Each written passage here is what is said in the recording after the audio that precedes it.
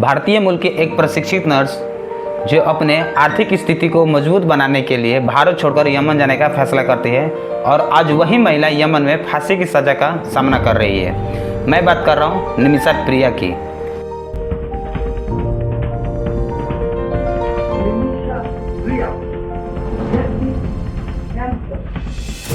क्या है निमिषा प्रिया से जुड़ा कांड?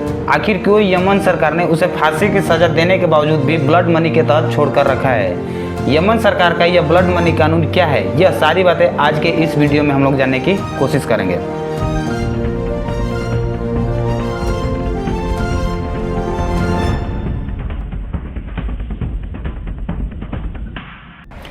भारतीय मूल की निवासी निमिषा प्रिया, जिनका जन्म 1 जनवरी 1989 को केरल के पलक्कम जिला में होता है, नर्स की पढ़ाई पूरी कंप्लीट करने के बाद मेडिकल लाइन में अपना करियर बनाने के निर्णय लेती है।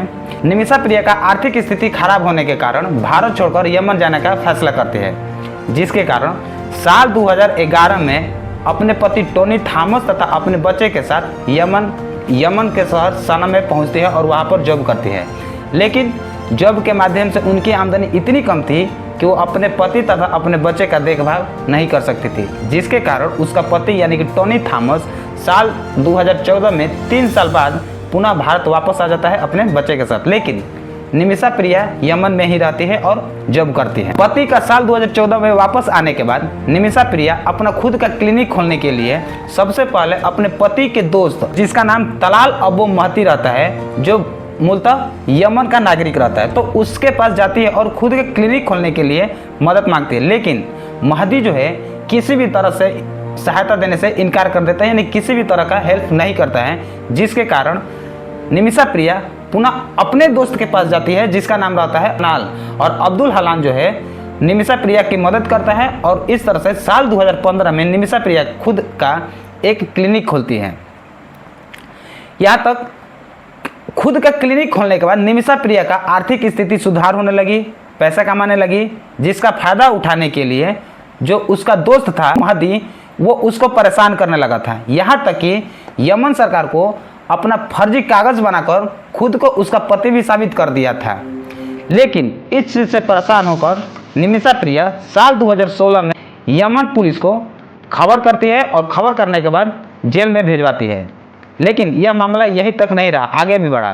साल 2017 में तलाल अबू महदी पुनः जेल से छूट जाता है और निमिषा प्रिया से धोखे से उसका पासपोर्ट जो है अपने अंडर कर लेता है, उसका पासपोर्ट जो है जब्त कर लेता है, जिसके कारण उसको और ज़्यादा टॉर्चर करता है, उसे और ज़्यादा पैसा मांगने लगता है। इस चीज़ से परेशान होकर निमिषा प्रिया इस चीज़ से निकलने के लिए अपने दोस्त अब्दुल हनान के साथ मिल करके उस पासपोर्ट को वापस लेने के लिए उसे बेहोश का एक इंजेक्शन देती है। लेकिन इंजेक्शन ओवरडोज लगने के कारण तलाल अबू महदी की जो है मृत्यु हो जाती है और तलाल अबू महदी के मृत्यु होने के बाद उसकी बॉडी को ठिकाने लगाने की कोशिश की जाती है, जिसमें निमिषा प्रिया तथा उसका दोस्त अब्दुल हनान का हाथ रहता है। लेकिन यह प्लान जो है फेल हो जाता है, क्योंकि यमन पुलिस इसके बारे में जान जाती है, यमन पुलिस को इसके बारे में जानकारी मिल जाती है।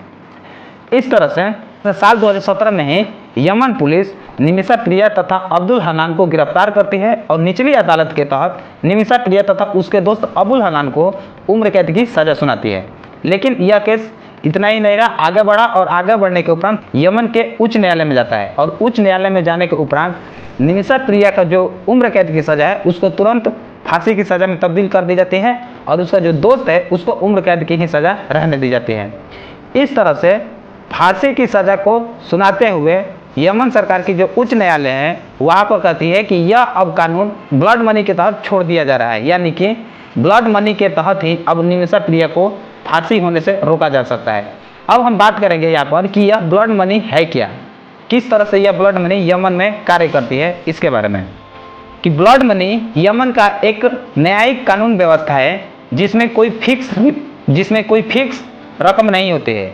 ब्लड मनी के तहत आरोपी तथा पीड़िता के बीच के संवाद के ऊपर डिपेंड करता है कि पीड़िता आरोपी से कितना पैसा लेकर के यह केस वापस करती है, यह केस वापस लेती है, यानी कि केस को जो है क्लोज कर देगी।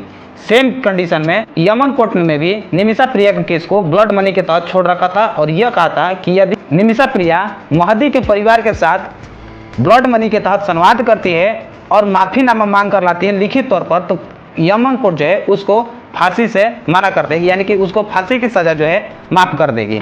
मतलब ये है कि यदि निमिषा प्रिया को अगर बचाना है फांसी से तो एक ही रास्ता है, और वह है तलाल अबू महदी के परिवार के साथ निगोशिएट करना, ब्लड मनी के तहत संवाद करना। हालांकि निमिषा की मां नेगोशिएट करने के लिए राजी भी हो गई, यहाँ तक कि अभी टोटल 2 किस्तों में लगभग 34 से 38 लाख रुपए दिया जा चुका है। फिर भी तलाल की जो फैमिली है माफ़ करने को राजी नहीं है।